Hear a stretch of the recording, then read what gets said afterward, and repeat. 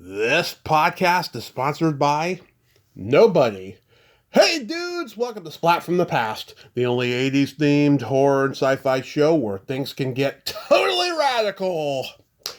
Now today, I'm going to be doing something different that I haven't really done in the past. I mean, I've talked to people who have made documentaries, but not quite like this one. Today, I will be talking to Jayne Loader. She was one of the three filmmakers, along with the Rafferty brothers, who made the classic documentary, The Atomic Cafe.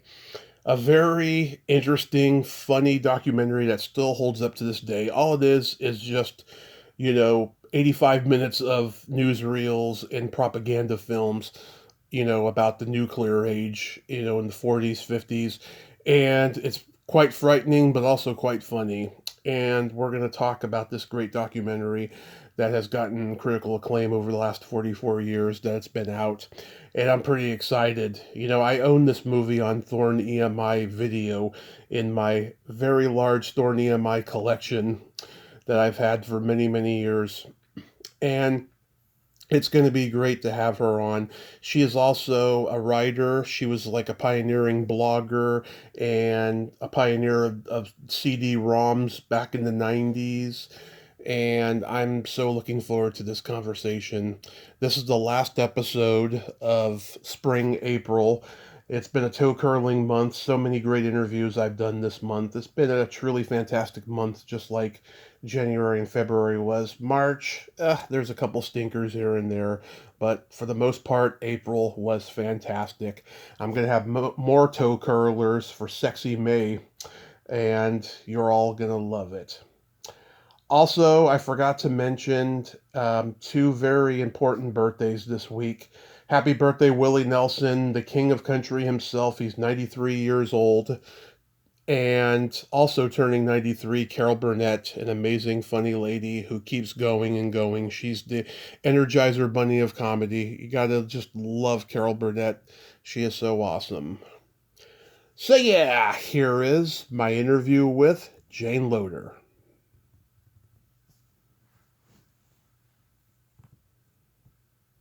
Hey, Jayne, welcome to the show. How are you today? I am fine. How are you?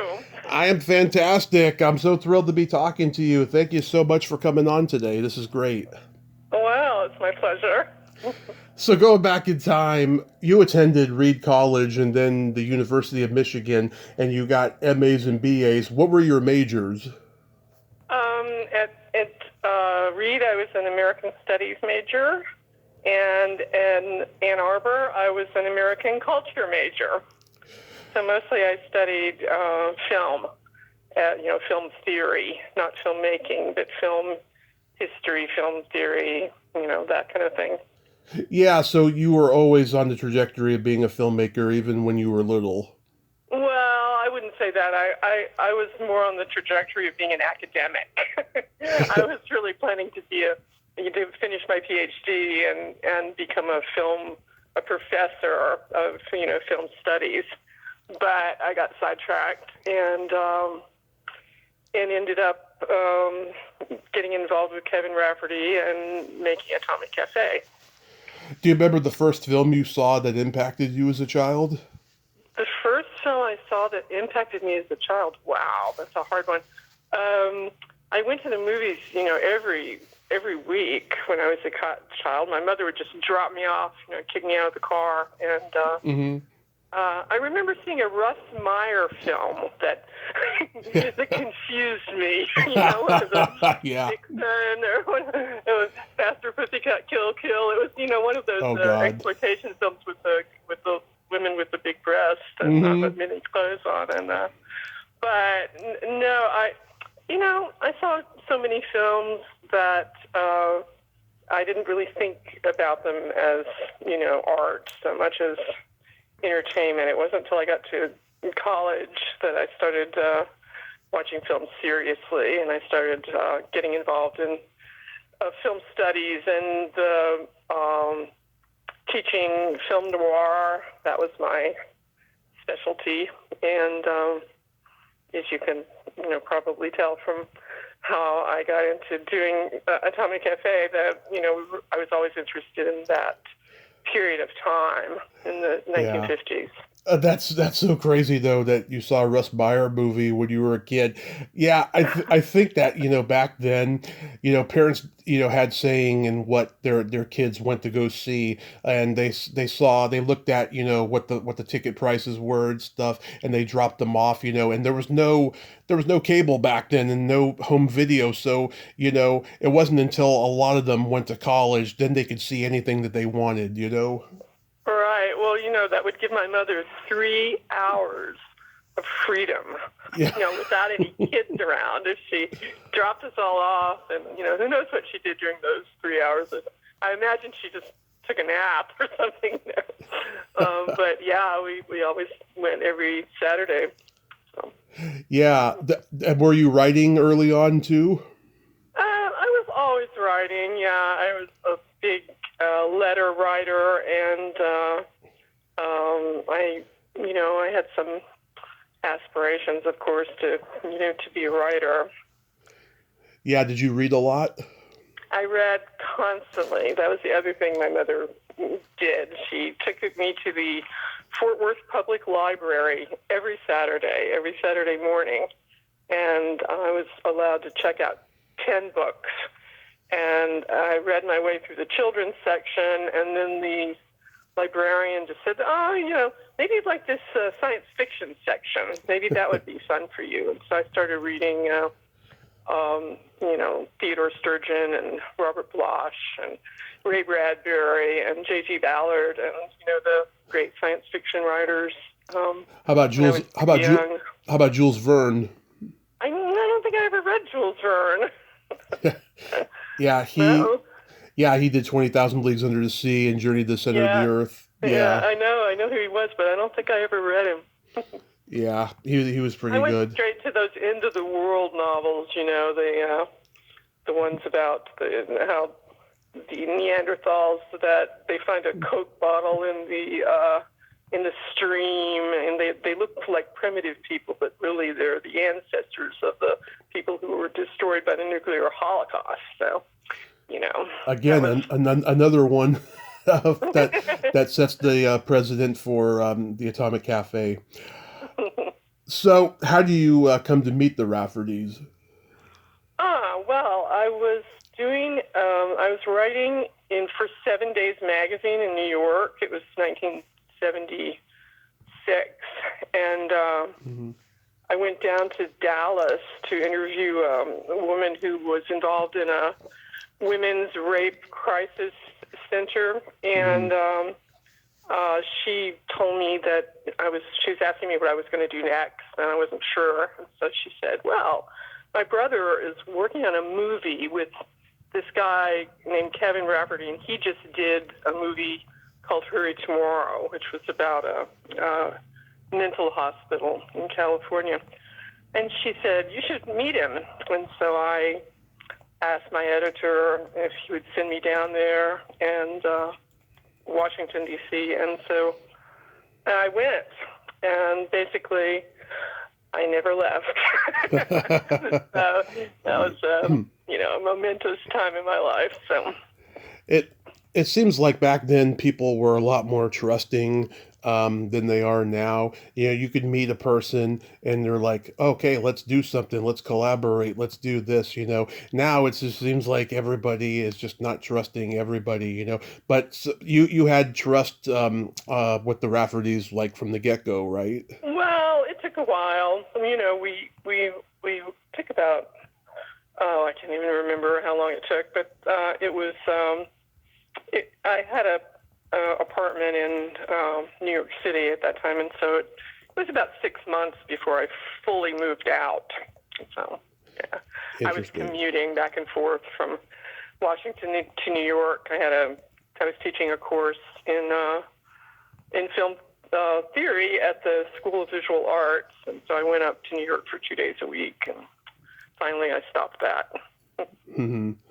So did you all do like the brainstorming of this idea for making a documentary with a series of newsreels and propaganda films, and not have the standard documentary narration and interviews with people on camera? Well, that kind of grew out of the material.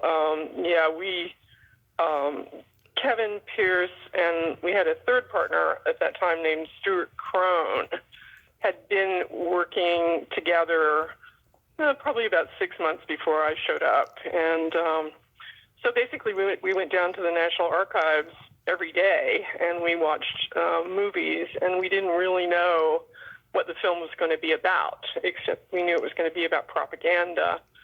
And we did not know it was going to be focusing on the atomic issues until it was at least a year into the project before, the big bright light went off in our heads, and we decided to focus on that. Well, I still think that's a good idea for a documentary, just propaganda in general. Yeah. At one point we were looking at all this World War II propaganda about, how horrible the Japanese were, and commercials, and all sorts of, different kinds of things that ended up on the cutting room floor. Yeah. There used to be an actual cutting room, and it used to have a floor. Yeah. And things would fall on it. The dark room. It wasn't a metaphor. The dark room, and you got that little rinky-dink, light bulb you have to turn on. That's right. Down in the basement, the dirty, dank basement was the Steenbeck, and you had the guillotine splicer, that you had to tape the pieces of film together, and it was quite a different process, editing back in the day. Wow. And, did it take a toll on your personal lives just living in Washington for 5 years? Well, yes. I mean, living in the same house, living together for 5 years. I mean, though various ones of us moved out from time to time when we were had enough. But yes, it was a pretty stressful time. And by the end of the project, we were all glad to see each other go. Yeah. We had to still work together. Of course, we had to work together distributing the movie, and but we were all happy to go on to different projects. You didn't have brothers growing up? You never had been living with boys for a long period of time? No, I had brothers. But this was a different level. Oh. Because we were working together too. You're working together, you're living together, you're eating practically every meal together, and so it was a more intense kind of project.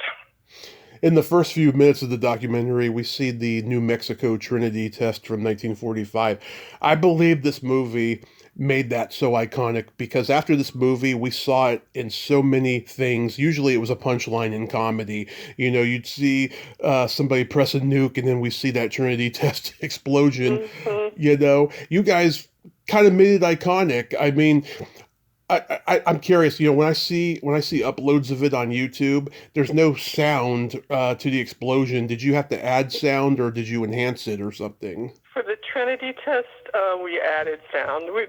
We added sound for many things that were originally silent.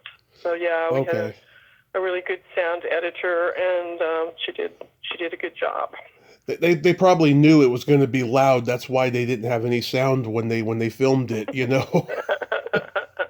I don't know. Maybe they just didn't have the equipment. I don't know. Yeah, that's so interesting. Yeah. It must have been heart-wrenching finding these propaganda films that pretty much preach bullshit, and then you find footage of people just being deeply affected by the idea of nuclear war, and they're just being terrified and scared. I mean, it must have been really sad for you guys emotionally. Well, I think the scariest thing that we experienced was when we found all the footage of the atomic soldiers, walking into the cloud. And those guys, some of those guys, at that time, were still alive, and they had formed an Atomic Veterans Association, and they were trying to get compensated, for their cancers and other health effects that they had because of that experience. And, because they were in the military, they were out of luck.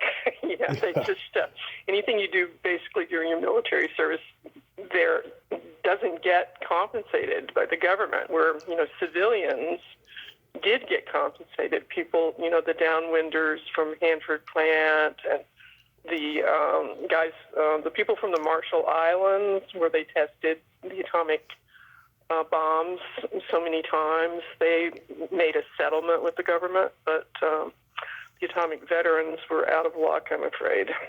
Yeah, God, that was just so sad. Just it's seeing those guys, in those ditches, and then just looking at these explosions, and you could just see the terror in their eyes. Yeah, they were pretty stoic about it. A lot of them, I think. Yeah. And we met people later on, and there was this one guy that was the director of the Civil Defense Department in Barnwell, South Carolina, and he had been in one of the atomic tests, and he had thyroid cancer. He had a scar on his neck from having his thyroid removed, but he was still totally gung-ho about the United States government and civil defense. Yeah. Did you know that you were making somewhat of a comedy statement when you were showing the Bert the Turtle and the Duck and Cover film? Yes, we knew it was funny. Yeah. We thought it was funny. Whether other people were going to think it was funny, you were never sure. But we used to go to bars, and we lived in Arlington, Virginia, most of the time we were making the movie, and we'd go to some bar and we'd say, "Hi, want to come home with me and watch a movie?" But we really did want them to come and watch a movie. So we'd bring people home, from the bars and see what they thought, and see how they reacted. It was just the way, you say people are trusting, yes, people were trusting enough to come into our house and come down into the basement and watch a movie. Oh, God, on that's... Steinbeck. So we had lots of test screenings. We would strike a print of some section we were working on and go show it I remember once I took a section of it to the Walker Art Museum. A friend of mine was a director there in Minneapolis, and people would just come in and tell us what they thought, and that was good. That's hilarious. We had, fundraising screenings where people would say, "Well, I don't exactly understand this no narration thing." I remember, do you know who John Alvidson was, the director? He directed Rocky. Yeah, I've interviewed his ex-wife. Oh, you have? How wild. Well, he came to one of my screenings, and afterwards he came up and said, "This is really interesting, and, I think I can get John Belushi to narrate this movie." Oh, yeah, I was going to ask you about that. And you're going to make $1 million. I went, I think I'm just going to leave it the way it is. Yeah. But that was his idea. Yeah, I was going to ask you about. Yeah, I was going to ask you about that. I'm surprised he even said that, because it's well known him and Belushi didn't get along when they made that movie Neighbors. Well, he seemed to think that John Belushi was going to like Atomic Cafe, or maybe he was just, blowing smoke. Yeah. How people are. God. Yeah, I'm surprised he didn't offer Orson Welles, because he narrated so many documentaries. Right. So we at one point thought, oh, well, maybe we will have a narrator, but we decided not to. And at one point we thought, oh, well, maybe we'll put in some contemporary footage. So there was one whole summer I followed Jackson Browne around the country trying to get a definitive version of Rock Me on the Water. Mm-hmm. We were going to use that. Love that song. It's a great song, isn't it? But it wouldn't fit. It would not have helped Atomic Cafe. Yeah, no. Because you guys had so many tasteless songs in that movie already. That would have been incidentally tasteless, because it wasn't meant to be. It would have been too good. I mean, I'm No Communist by Carson Robeson is hilarious. It's a great song, isn't it? Yeah. Yeah. It's hilarious. Were you all fans of Dr. Strangelove? Oh, who could not be a fan of Doctor Strangelove? Yes, The best. yes. I loved Doctor Strangelove always. Yeah, I mean that had to have been a big motivation for you guys once the comedy elements came in. Right. No, that's a great movie. When the movie came out, do you know if anybody walked out early thinking that it was long newsreels before the movie or something? I never heard of anything like that. The only time I had a experience with somebody walking out was with Kevin's and Pierce's uncle, Huh. and he was in the Navy. He had been stationed on a ship out, near Japan, and they were going to be invading the Japanese mainland. And Wow. he believed that the atomic bomb was perfectly necessary and that it saved his life. Mm-hmm. He got really mad when Nishio Kaku, the scientist, physicist, who's Japanese, was speaking before the movie, and he didn't even see the first frame of the movie because he was so angry that we had this Japanese guy introducing our movie. So anyway, God. that was no fun. God. So. Roger Ebert highly praised the movie. Vincent Canby said, "Go see the Atomic Cafe instead of Porky's."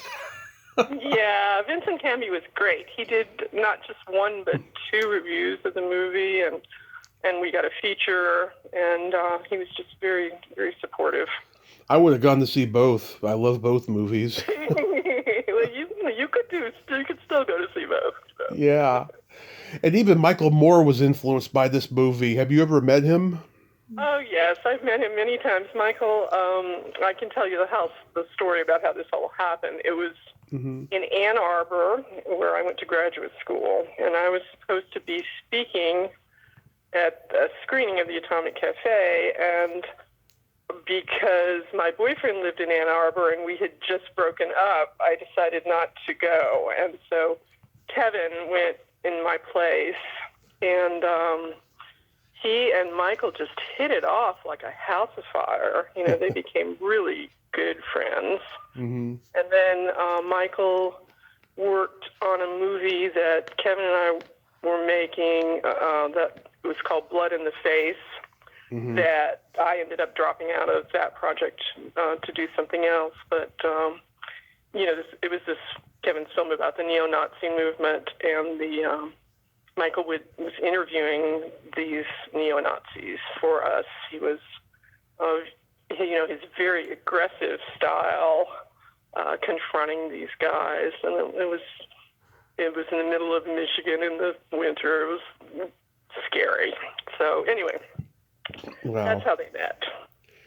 Did anyone who was ever in those propaganda movies write to you guys, or maybe the family members?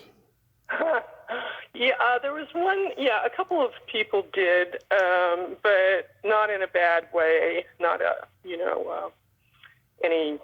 Nobody said, "Oh, you must not use my footage because you're attacking me or something." Everybody was, very friendly. But the one time we did screw up was on our music, and we had used this song in the "I Like Ike" sequence. It's like the song is Eisenhower Man of the Hour, and we had used it because we thought it was public domain. We got it from the Eisenhower Library in Abilene, Kansas. And about 5 months after the movie came out, we got this very stern note from this attorney who informed us that it was not public domain, that it was a copyrighted song. And we ended up paying more for that little snippet of that song than we did for anything else in the soundtrack. Wow. We had screwed up. Yeah. That's what happens if you screw up. Don't screw up on your music rights. Be careful. Yeah, and back then it was a little bit easier to get the rights to songs. Now it's really hard, from what I hear. Well, it wasn't that easy. There were a few things that we had to drop at the last minute. In fact, that that Eisenhower sequence, we tried to get permission to use a song called "I Like Ike," which Irving Berlin wrote, and kept going, "Oh, please, Mr. Berlin, no, no, no, no." Yeah. And we got down to the last possible moment, and we had to pull it because they wouldn't sell it to us. So. Oh, boy. So, Thor Nehemiah Video released the movie on VHS. I own a massive collection of Thor Nehemiah VHS tapes. I grew up renting them, and I always wanted to have my own library of them. I got over 2,000 movies in general, but I have the Atomic Cafe on the original Thor Nehemiah Video and stuff. When you guys licensed to them to release it, were you aware of how pioneering they were in the home video market? No, I didn't know anything about them at all, except I believe that was this guy named David Bannon was their representative, and he seemed like a nice guy. That's all I remember. No, I don't remember why we went with them other than some other company. Yeah, I mean, they had One Flew Over the Cuckoo's Nest, Dawn of the Dead, Tender Mercies, Amadeus, everything that was great and stuff. Did HBO ever show the movie? I don't think so. I don't think we ever had an HBO screening. I don't remember. I'm sure PBS did. Right. Because they're like, one of the leading documentary channels. Yeah, so. I really don't remember all the various places Atomic Cafe was shown. 10 years ago, when the movie made the Library of Congress, that must have been a total mindfuck, because here you are, talking about how government lies, and now they're like, here's an honor for our library. Well, I had heard that we had been nominated for that honor many times, and that there was someone on the board who really didn't like us, and we didn't get on. We didn't get the honor until that person had left the board. Yeah. So that's all I know. But we were very happy. I know a person who kept nominating us year after year after year after year, and would kind of tell us, what was going on. So. Wow, that's baffling. Yeah. Tell me about going on Late Night with David Letterman, because he had just started like a month before, and the show is still new. And, it's funny, when I watch old clips, I can't believe how quiet everything is, and how, slow moving, like the old Dick Cavett show it is, when they're doing the interviews and stuff. That must have been just thrilling that you got some national TV exposure. Well, it was fun. We got that because Pierce is a big poker player, and he played poker with the David Letterman writers' room, and so that was the connection. And so we did that, and we did the next morning. We did the Today Show with Jane Pauley. Kevin and I did that, and we had a really good publicist who helped us, get all that press, TV, radio. Yeah, you guys did it all. You guys got super lucky on such a controversial project like that, Well, it was the right film at the right time. That's all I can say. It was the height of the anti-nuclear movement, and people were aware of the issue. Yeah, we were thinking about it, so it was great timing. And of course, Reagan was president at this time. Do you know if he ever commented on the movie? No, we never got any information about what he thought. I don't know if he ever saw it or knows anything about it, but no, we didn't know anything about it. We, had some connection with the vice president, George Bush, because he was Pierce and Kevin's uncle. And so there was a thing in the New York Post, I think that the headline was "Atomic Film Makes Uncle Bush Blush." Yeah. But I don't know if they just made that up or he actually did blush. we never heard. God. So you never had a desire to make another film? Oh, I did, and I almost made another film many times, but I had a succession of kind of failed projects, and including a film about animals. Why do we treat them like animals? That had financial disaster problems, and then I was going to do a film in Germany. Where with Herbert Ochsenbusch. I don't know if you know him. He was a great German director, and the reason for that was because Atomic Cafe had done so fantastically well in Germany. There was a pot of money sitting there available for me from the German government, but only if I worked with a German with the project. And anyway, I wrote this screenplay. And it was going to be filmed in English and German. It was the stupidest idea you ever heard. And anyway, I showed it to Paul Bartel. Oh, a friend of mine. I interviewed his sister last year. Oh, you did? Well, yeah. Paul is the kindest, most generous person, and he read my screenplay, and he got back to me and he said, "Jayne, beneath this horrible screenplay, there's a very good novel waiting to get out." And so I said, "Oh, yeah, maybe you're right." And so that's how I ended up writing Between Pictures. It was from this failed screenplay that I had hoped to film in Germany. And anyway, that's how I kind of segued into, writing books. Yeah, you wrote 2 novels, Wild America Stories and Between Pictures. Now, yes. what baffles me is how come only 2 books? How come you didn't keep writing? Here again, I did keep writing, but not everything that you touch is a success. You just didn't publish them, right? What? You just didn't publish them, right? Yes, I wrote, and then I started doing, this new media thing this public shelter that I was doing, and I started blogging. So that was sort of the next step for me. Yeah, you're like a pioneer of blogging. You were doing it probably before anybody then. I was doing it in 1995. So before most people had computers, and and then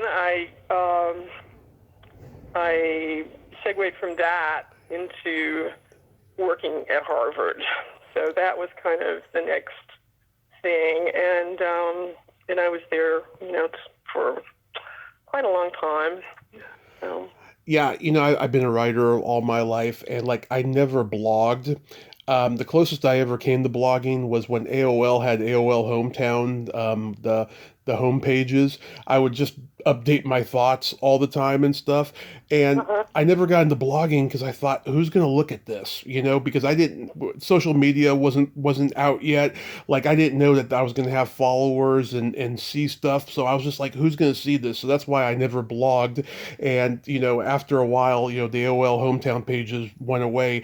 And so I've always written, my own screenplays and just my own thoughts and stuff. And I've never published them, but I'm at the age now where I'm kind of ready to, because I'm in my 40s now, and I think, you know what, I've had life experience. I think I should get my stuff published. Yeah, good. Well, work on that. I bet you'd be good at it. Yeah. But I had the best result of having that blog was that my boyfriend from Ann Arbor from 1982 found me on the internet, and we are now married. So that was my happy ending. Well, it's not over yet. Yeah. But yeah, so we've been married for 25 years now. Oh, congrats. Well, thanks.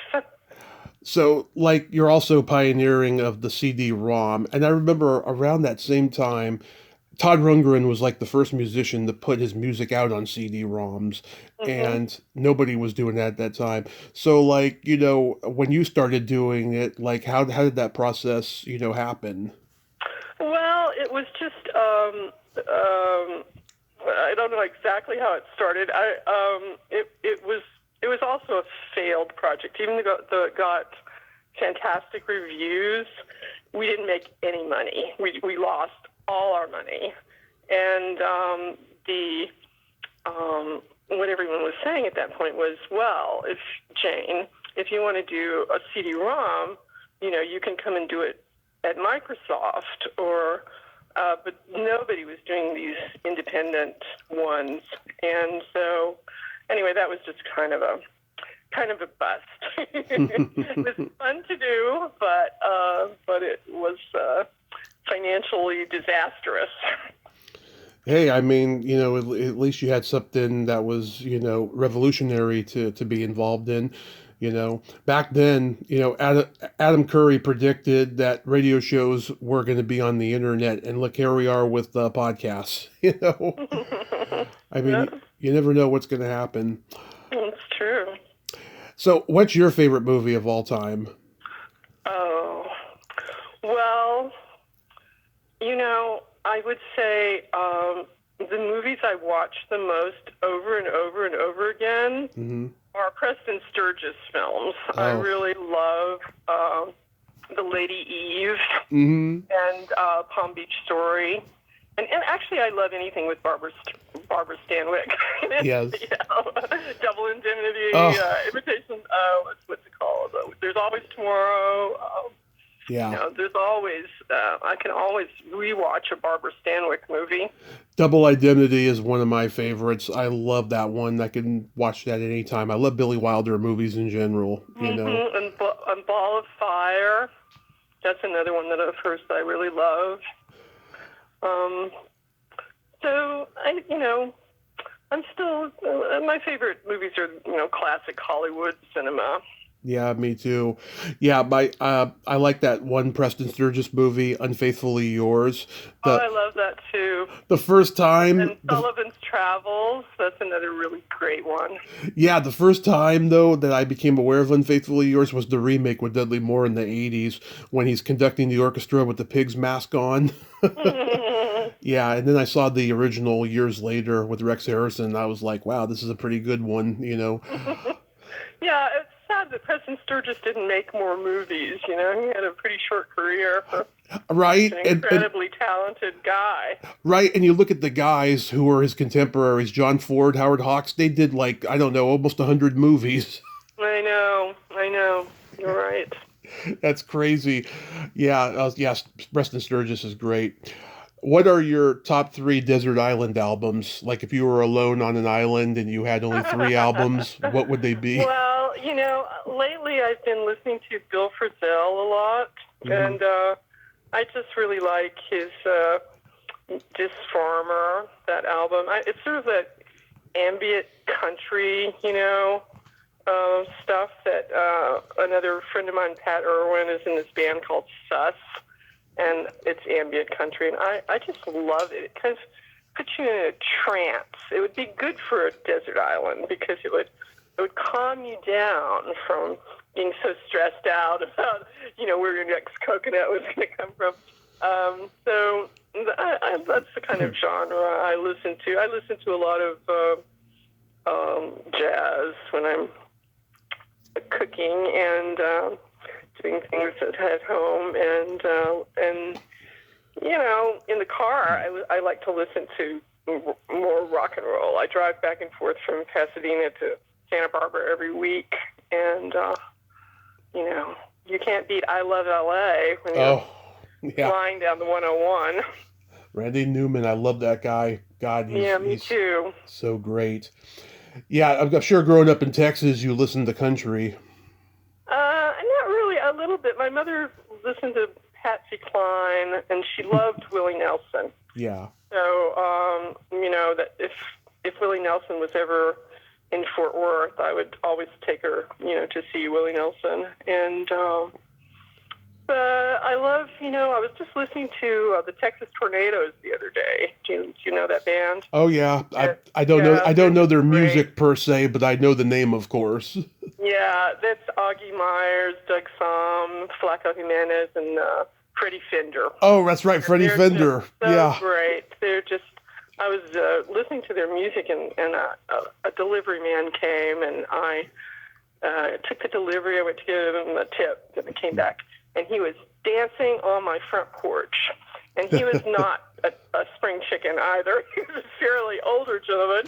And he turned around, and I said, "That's the traditional music of my people." He thought that was pretty funny. So anyway, I love the Texas Tornadoes. That's a band I like. And, every week on Saturday night, I listen to Jonik Petoskey's Texas Music Hour of Power. It's streaming from Marfa, Texas. And he has all the great Texas songs. So highly recommended. Last week, I interviewed that great actor, Stephen Tobolowsky, and he's from Dallas. He actually grew up with the Vaughn brothers, Jimmy and Stevie Ray Vaughan. Oh, yeah. Cool. Yeah, and he had a band with them and stuff. And I mean, Texas had a pretty good blues rock scene back in the day. That's where ZZ Top and the Fabulous Thunderbirds are from. Yeah, ZZ Top. One of them, he went to my high school. He was a couple years ahead of me. Billy Gibbons? Dusty. No, Dusty. Isn't there a Dusty in there? Dusty Hill. He's the one who passed away. Yeah, he went to my high school. I remember him. He's older than me, though. He didn't have his beard back then. No, he didn't have a beard. We weren't allowed to have beards in high school, except you could grow a beard for, I think it was called Frontier Days or something. So I could grow beards. No facial hair. You can't wear hats. Yeah, I was probably the last generation of you can't wear a hat to school and you can't wear it in class, And then when I got to high school, you could wear a hat in class, but in elementary and middle, we couldn't wear hats. It was so weird. So now it's time to play my secret silly game. This is a lot of fun. If you've listened to any previous episodes, you know it. This is a series of silly slumber party questions. It's no win or lose, just pure fun. And how the game works is I ask you the question, you answer it, then you ask me that exact same question and I answer it. And feel free to comment on the answers because they might be funny. Okay, I'm ready. Jayne, are you ticklish? Am I ticklish? Yes. Are you ticklish? Yes, very ticklish. I'm baby ticklish, as a matter of fact. Is your belly button an innie or an outie? My belly button is an innie. Is your belly button an innie or an outie? It is also an innie. What color are your toenails painted? My toenails are painted rose gold. What color are your toenails painted? They are blue-green because Easter just passed. I like to do holiday colors for each month. I have no idea what I'm going to do for May. None. What would you say is your best personality trait? I have a good sense of humor. What would you say your best personality trait is? I agree. You have a great laugh. I have empathy and I have no filter because I'm a Gemini. Well, I'm afraid I have a filter, and the reason I have a filter is because I worked at Harvard. Yeah. So you have to have a filter when you work at Harvard. You must learn how to have a filter. And, so my husband has this line he used to use on me. I would say, well, should I just be myself? And he'd say, no, don't be yourself. Behave. I've hung out with some female teachers that I had back in the day. Oh God, they got the dirtiest mouths, I'll tell you. Well, I mean, they had to learn how to have a filter too, but now that you have to have a filter. Now that they're retired, they're like, screw it. What is your guilty pleasure? It's funny. I don't really have a guilty pleasure. I don't really feel a lot of guilt for anything. What about you? What is your guilty pleasure? But you have nothing that you like you like to do, like to eat something that's kind of, kind of, I don't know, gluttonous, whatever you call it. No, I'm so healthy. I'm practically vegan, and I have the most healthy meals you'd ever imagine. I never eat sweets or chocolate or anything like that. Oh, all right. I'll say I guess my guilty pleasure would be a martini. Okay, but martini's good. But I don't feel guilty about it. So for me, I love eating pizza, and I love watching a raunchy sex comedy movie like Porky's or something like that. It's a very guy response, I know. Oh yeah. Wow, yeah, I'm a dessert fiend. I couldn't go without chocolate, I'll tell you. Wow, I don't know how you do it. And then my favorite question, is there a stinky smell that just makes you gag? Oh, well, I really don't like the smell of a skunk. Of course not. Of course. I would say that's my most unfavorite stinky smell. And not only because it means there's a skunk nearby, but it means that I have to watch my dog very carefully so he doesn't get skunked. How about you? Is there a stinky smell you don't like? Yeah, either farts or feet. Oh, can I say something that I want to let you know about? Oh, sure. So I am decluttering my life. I'm moving to a smaller house, and I have taken 50 years of stuff to an auctioneer, and they're going to be selling my collection on around the first week of June, and it's called Slate of Los Angeles Auctions. Now, it's movie posters, comic books, all my vast accumulation of stuff. So I'll put a link on the Facebook page. If you cool. find anything. Now I see you collect VHS tapes. Yeah. Maybe I'll have to send you a box full. But over the years, people have sent me so many gifts, like atomic memorabilia that they found in their father's collection, old Fallout shelter signs. I have these plastic bags, the kind of trash bags you used to put over your cigarette lighter in your car. Yeah. From 3 Mile Island. They're so cool. I remember those. So anyway, it's a lot of stuff that has atomic references and things like that. So that's my decluttering thing I'm doing. So you're having a garage sale at an auction, is what you're saying? Well, it's more than a garage sale. It's a real auction. So we'll see how many people show up. So that's all. So that's all you have coming up. There's nothing else you'd like to mention? No, that's the big thing. We're moving to this smaller house in Santa Barbara, and there's just not room for everything. So that's what I have to do. Yeah. Go through old boxes and see what's in them, and maybe there's some cool stuff in there. I don't know. Yeah. You never know.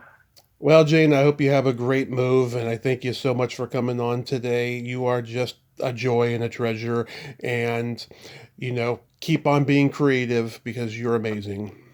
Well, thank you so much. I really appreciate it, and I'll post the interview on Facebook when you tell me to, okay? Fabulous. Okay, thank you so much. My pleasure. Bye-bye. Bye-bye. Well, there you have it.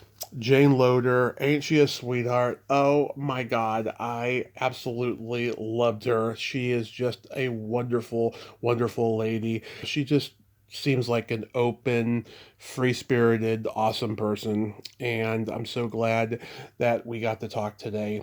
And I hope she does well with her garage sale auction.